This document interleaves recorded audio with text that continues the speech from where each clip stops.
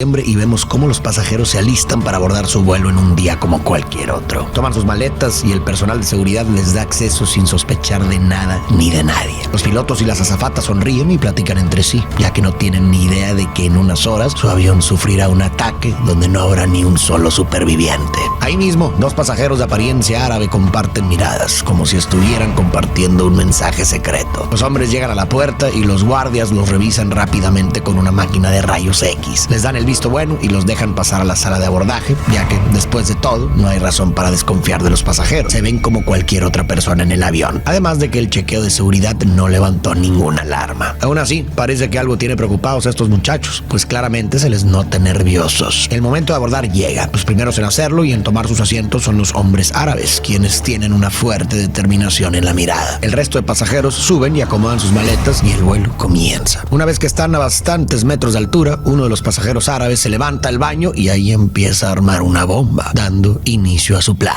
El resto de hombres del terror se levantan de sus asientos y empiezan a apuñalar al personal de la tripulación usando cuchillos pequeños, los cuales en ese momento estaban permitidos en los vuelos, y controlan al resto de los pasajeros con gas lacrimógeno. La desesperación dentro de la nave se siente y el miedo invade a todos, sabiendo que posiblemente este será el final. Los hombres del terror consiguen entrar a la cabina del piloto. Los secuestradores toman el control de la cabina y desvían el avión hacia Nueva York. Además, apagan el transpondedor, haciendo que el avión desaparezca del radar comercial. Después de unos minutos de vuelo, los hombres del terror al mando del avión visualizan su objetivo, las Torres Gemelas. Mientras esta locura sucedía en el aire, en las calles de Nueva York se vivía un día perfectamente normal. Las personas hacen su vida de manera ordinaria. Algunos corren por Central Park, otros manejan hacia sus trabajos y algunos ya están en sus oficinas, ya que para este momento eran aproximadamente las 8:40 de la mañana. Todas estas cientos de miles de personas confiaban en que sería un día como cualquier otro, pero estaban muy equivocados. Después de 32 minutos de vuelo, finalmente el avión alcanza su terrible objetivo, que a partir de ese instante,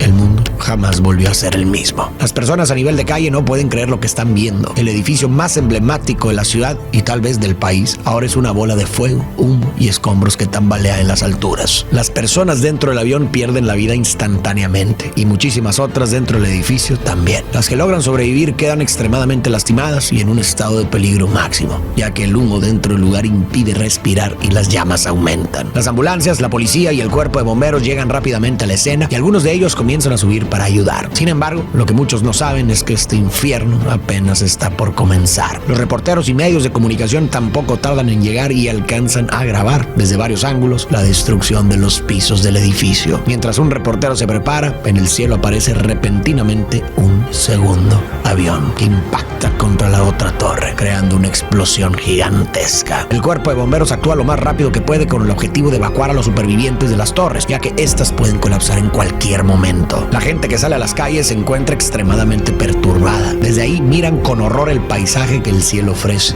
un edificio envuelto en llamas con personas tratando de luchar por sus vidas. En medio de la desesperación, muchos de los que aún están dentro de los pisos afectados no encuentran más remedio que intentar colgarse de la parte exterior del edificio para evitar seguir respirando humo o ser dolorosamente consumidos por las llamas. Algunos logran aferrarse con todas sus fuerzas, pero otros no corren con la misma suerte y terminan cayendo ante las miradas horrorizadas de los espectadores. El presidente de los Estados Unidos en ese momento era George Bush. Para el momento del desastre se encontraba de visita en una escuela en Florida. Inicialmente le informaron sobre un impacto, pero le dijeron que era un accidente, así que estaba relativamente tranquilo. Pero un elemento de seguridad se acerca nuevamente para informarle que un segundo avión se ha estrellado y que Estados Unidos está bajo ataque. El presidente se esfuerza por mantener la calma mientras termina su compromiso y posteriormente se retira para dirigir un mensaje al país mediante una transmisión en donde revela que el país está bajo el ataque de hombres del terror. Después de esto es llevado a un búnker para ponerlo a salvo. Al mismo tiempo, en Nueva York, las ambulancias, paramédicos y policías hacen lo que pueden para evacuar y proteger a las personas. Incluso algunos civiles se quedan a ayudar, pero esto no podrá ser por mucho tiempo, ya que una hora después del impacto, una de las torres colapsa, aún con gente dentro del edificio. Nubes de polvo del tamaño de edificios de decenas de pisos se levantan, haciendo que la gente corra despavorida en busca de refugio. Algunos son tragados por el polvo y las astillas de cristal, mientras que otros logran resguardarse dentro de tiendas y locales cercanos, con sus rostros cubiertos de polvo. Ese día también se estrellaron dos aviones más, uno contra el Pentágono y otro que iba a hacerlo contra el Capitolio. Sin embargo, los pasajeros de este último, el vuelo 93, lucharon ferozmente contra los hombres del terror para recuperar el control del avión. Desgraciadamente, los pasajeros no pudieron rescatar el avión y fallecieron. Pero sí lograron evitar que la nave se estrellara contra otro edificio como los hombres del terror lo tenían planeado, salvando así cientos de vidas, aunque a costa de las suyas. Una vez que la situación en Nueva York se tranquiliza, comienza una investigación sobre quién estuvo a cargo de esta desgracia. La búsqueda lleva al gobierno a un nombre: Osama Bin Laden, líder de la organización Al-Qaeda. Los ciudadanos americanos están de luto por las casi 3,000 personas que murieron ese día y tienen sed de justicia. Por esto, su presidente George Bush decide que se las dará cueste lo que cueste. Promesa que deja bien clara en un discurso donde le declara la guerra a los hombres del terror. Al final del discurso, Bush aclara: el enemigo de América no son nuestros muchos amigos musulmanes ni nuestros muchos amigos árabes. Nuestro enemigo es una red radical de hombres del terror y cada gobierno que los apoya. Nuestra guerra contra el terror comienza con Al-Qaeda, pero no termina ahí. No terminará hasta que cada grupo de alcance global haya sido encontrado, detenido y derrotado. Lo que muy pocas personas saben es que en realidad el grupo causante de todo esto fue, en gran parte, creado por el mismo gobierno de Estados Unidos. De hecho, mira, aquí hay una nota periodística donde el mismo gobierno de Estados Unidos habla bien de Bin Laden, ya que fue el mismo gobierno quien lo apoyó en primer lugar. Sé que esto puede ser bastante nuevo para algunos, pero permíteme explicarte. Existen dos versiones de la historia. Una es la que todos no sabemos, en donde Estados Unidos es la víctima perfecta. Pero la segunda es un poco más complicada. No estoy aquí para decirles qué creer, debido a que ni siquiera yo estoy seguro, pero estoy aquí para contar la otra versión de la historia, una un poco más matizada. Ahora sí, el petróleo es el motor que mueve el mundo, y Estados Unidos fue uno de los primeros países en darse cuenta de esto. El año es 1930 y una empresa petrolera de California encuentra muchísimo petróleo en Arabia Saudita, así que construye una planta en el sitio. Los trabajadores, junto con sus familias, se mudan desde Estados Unidos, creando una fuerte influencia americana en la zona, lo que no le gusta a los nativos, pero a quien sí le gusta es al rey, ya que está encantado con la riqueza que el petróleo ha traído al país, y comienzan a ser muy permisivos con Estados Unidos. Tanto es así que les dan permiso de construir una base militar cerca de la fábrica. Obviamente esto causa el descontento de muchas personas, pero como se están haciendo ricos, parece que pueden aguantar un poco más. Estados Unidos ahora tiene la fábrica, casas para las familias y una base militar en el Medio Oriente, pero toda esta infraestructura debe venir de alguna parte, ¿verdad? Resulta que la compañía de construcción que contratan para hacer muchas de estas obras le pertenece a un hombre llamado Mohammed. Este hombre tiene muchísimo dinero por su gran empresa constructora y también tiene muchísimos hijos, pero uno de ellos lleva por nombre Osama Bin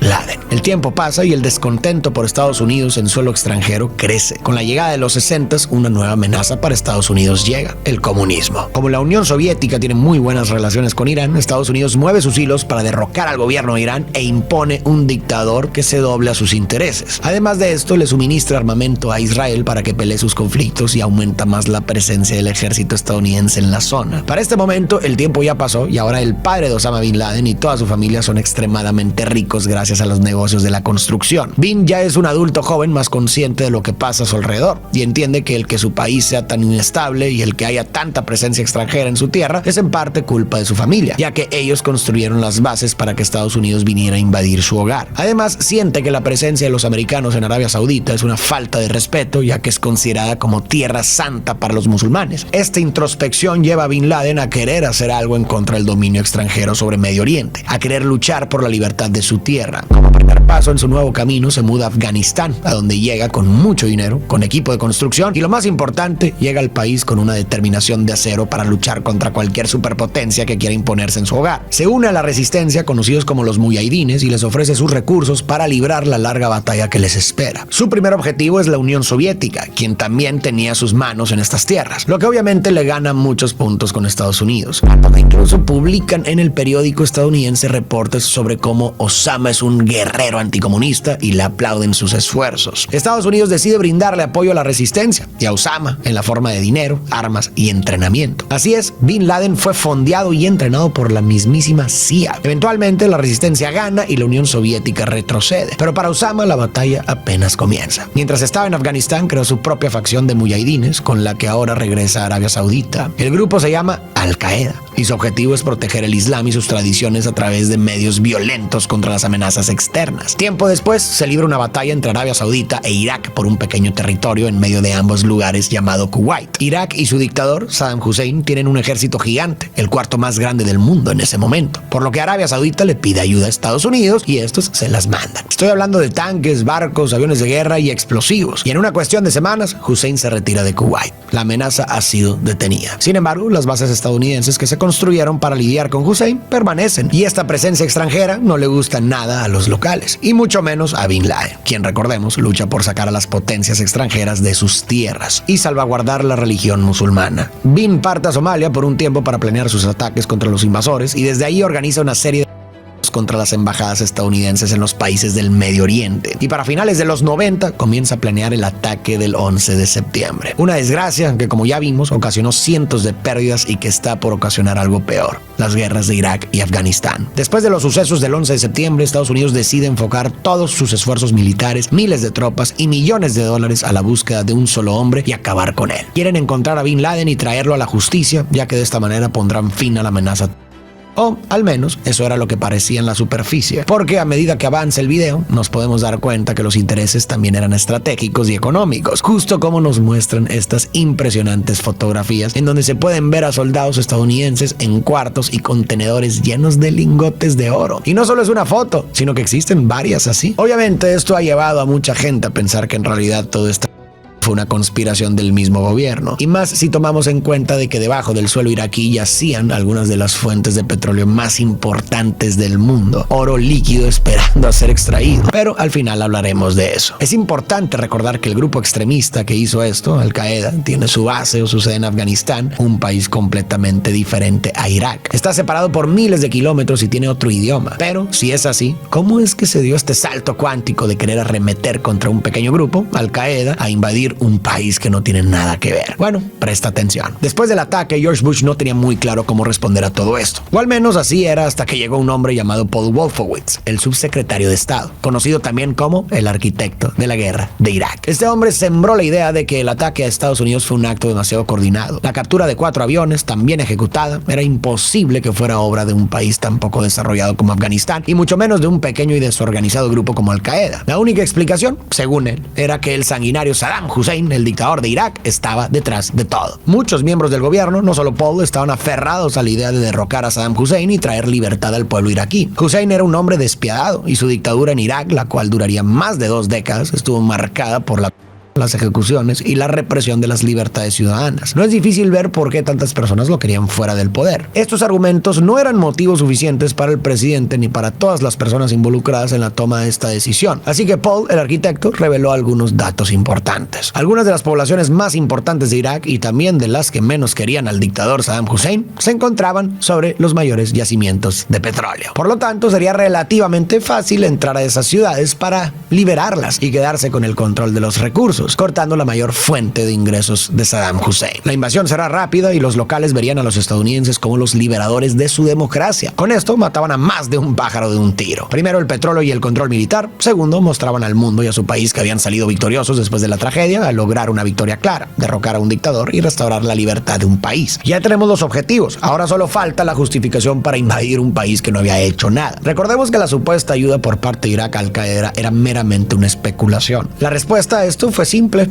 decir que había sospechas de que el dictador Saddam Hussein tenía armas de destrucción masiva que podría entregar al grupo de Al-Qaeda, con las cuales podrían perpetrar un aún más brutal que el del 11 de septiembre. En realidad, no había pruebas bien fundamentadas de las armas de destrucción masiva. Parecía más un invento del arquitecto Paul y de quienes lo apoyaban. Sin embargo, la idea comenzó a expandirse entre los políticos poderosos de Estados Unidos. Después de evaluar la situación, el Congreso votó y el resultado destruyó cientos de miles de vidas. El 10 de octubre de 2002, el Congreso de Estados Unidos aprobó la invasión. La misión: derrocar el régimen de Saddam Hussein bajo la justificación de que poseía armas de destrucción masiva y apoyaba actos de terror. Los bombardeos fueron atroces. Las fuerzas estadounidenses y británicas arrasaron con todo a su paso y decenas de miles de tropas y vehículos fueron desplegados en la zona. El 9 de abril de 2003 se logró el objetivo. Las fuerzas estadounidenses tomaron la capital y en un acto simbólico derribaron la estatua de Saddam Hussein en la Plaza Firdos, marcando simbólicamente la caída del régimen. El 1 de mayo de 2003, Bush declaró el fin de las principales operaciones de combate en Irak, sugiriendo que el régimen de Saddam Hussein había sido derrocado con éxito. Todo esto lo hizo a bordo de un portaaviones con un cartel de fondo que decía misión cumplida. Sin embargo, no del todo, ya que el exdictador seguía en libertad y no se conocía su paradero. Esto no fue así por mucho tiempo, ya que tan solo unos días después se le encontró. Un hombre que pasó de tener poder, mansiones y riquezas terminó siendo hallado en un hoyo en la tierra. Se entregó sin ofrecer mucha resistencia y tiempo después fue juzgado y ejecutado por crímenes crímenes de guerra. Siempre pareció que las intenciones en Irak eran dobles, pero la gente comenzó a sospechar de que algo andaba mal cuando salieron a la luz fotografías de soldados americanos en cuartos repletos de lingotes de oro. ¿Recuerdas que te dije que sería importante? Pues estas fotos fueron tomadas el día del saqueo del Banco Central de Irak, poco tiempo después de la caída del dictador. Aunque se suponía que el oro se le daría a las autoridades correspondientes, muchos de los lingotes desaparecieron, lo que llevó a la gente a pensar que se encontraban en manos de los soldados o incluso de políticos americanos. A pesar de que los lingotes perdidos nunca se encontraron, este tipo de saqueos, acompañados de las fotografías, parecen sugerir un mensaje al mundo entero: que Estados Unidos invadió Irak por el dinero. Durante esta estancia de Estados Unidos en el Medio Oriente, Al-Qaeda se debilitó y dividió, pero Bin Laden, el objetivo principal, aún seguía libre, o al menos hasta el día de la operación Lanza de Neptuno. Mientras que la guerra en Afganistán continúa sin un fin a la vista, la CIA trabaja arduamente en suelo estadounidense para capturar a todos los miembros de Al-Qaeda que siguen en el país. Pasan horas y horas revisando las grabaciones de sus interrogaciones a miembros de Al-Qaeda, pero no se acercan a Bin Laden. Y les voy avisando, las técnicas de interrogación que la CIA utiliza se vuelven cada vez más controversiales, a través de la privación del sueño y la inanición, así como otros métodos, aunque sin mucho éxito. Después de un tiempo, logran interceptar una llamada entre los hombres de Al-Qaeda. Gracias a esto, la CIA da con el paradero de un hombre llamado Kuwaiti, quien resulta ser el mensajero personal de Bin Laden. Lo localizan en agosto del 2010 en un pueblo de Pakistán y lo siguen hasta una inmensa mansión. El lugar toma por sorpresa a los investigadores, pues al ver el tamaño de la casa, se preguntan si quizás Bin Laden se encuentra dentro del mismo complejo habitacional. No es seguro que se encuentre en esa casa, pero cuando la CIA le da al Capitolio las noticias, se toma a Bin Laden por localizado y dan comienzo a la cacería del hombre que orquestó uno de los peores actos de terror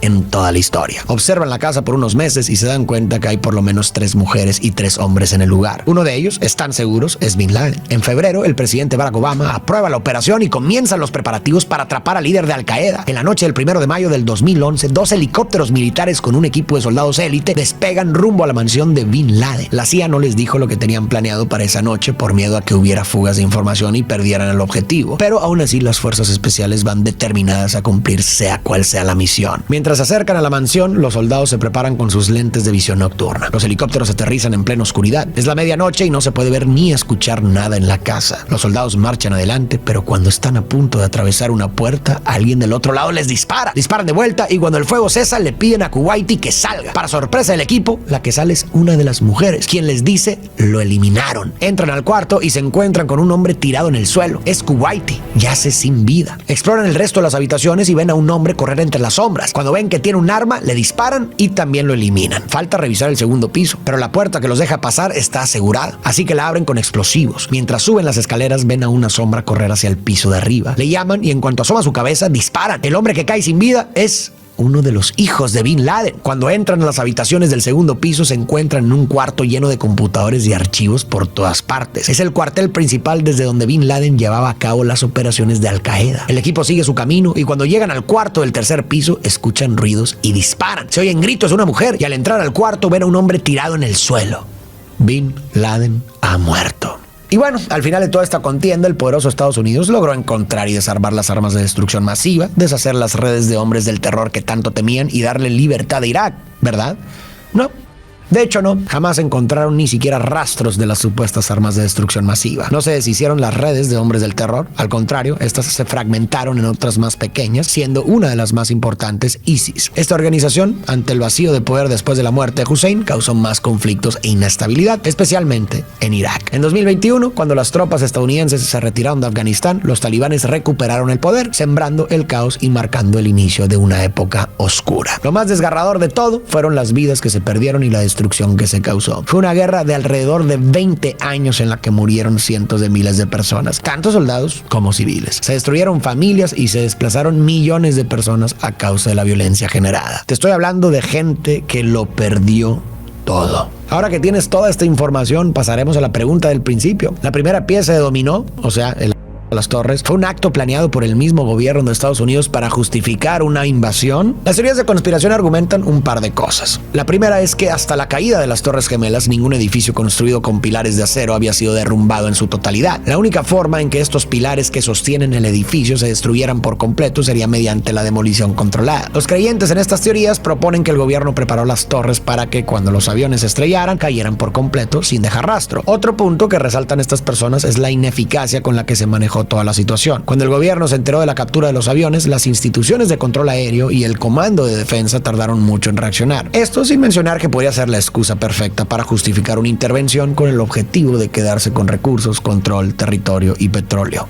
Mucho petróleo. Un ataque gigante y llamativo a una construcción emblemática en un lugar icónico. Y si se me fue algún posible motivo más que pueda alimentar esta teoría, déjalo en los comentarios para que todos podamos leerte. Aunque muchos también podrían opinar que la verdad está en un punto medio. Es decir, sufrieron un ataque de terror del cual no estaban prevenidos y ya después, cuando se encontraron en esta situación, mezclaron esta situación con otros intereses para justificar la invasión en otros países. También puede ser eso. La historia, como suele decirse, la escriben los ganadores. Pero esa escritura casi nunca es un relato imparcial. Más bien, es una construcción que resalta triunfos, justificaciones y narrativas convenientes, mientras oculta las contradicciones y los fracasos. En el caso de Estados Unidos, su papel en el 11 de septiembre y la guerra contra el terror, podemos ver un ejemplo perfecto de cómo los hechos pueden ser narrados de manera que sirvan a intereses específicos. Sin contexto, las cosas parecían muy claras a simple vista. Un país defendiendo la libertad y luchando contra el mal. Pero las cosas se vuelven mucho más complicadas cuando miramos los detalles. Los intereses económicos, las decisiones precipitadas, las intervenciones que dejaron regiones enteras en ruinas y las narrativas oficiales que no siempre cuadran con la realidad. Nos damos cuenta de que no hay santos ni villanos absolutos en estos escenarios. Hay agendas, errores humanos y muchas veces un sufrimiento desproporcionado para quienes quedan atrapados en medio de las decisiones de los poderosos. La frase completa sobre la historia en realidad es así. La historia la escriben los ganadores, pero no la conocemos completa hasta no reivindicar a los perdedores. Y con reivindicar a los perdedores no me refiero a justificar sus acciones o ignorar los males que hayan causado, sino entender sus historias y motivaciones para tener una visión más completa y crítica. La historia completa nunca será sencilla ni cómoda de aceptar, pero si aspiramos a comprender el mundo, en cualquiera de sus aspectos, debemos resistir la tentación de los relatos simplistas y buscar siempre lo que queda oculto detrás de ellos.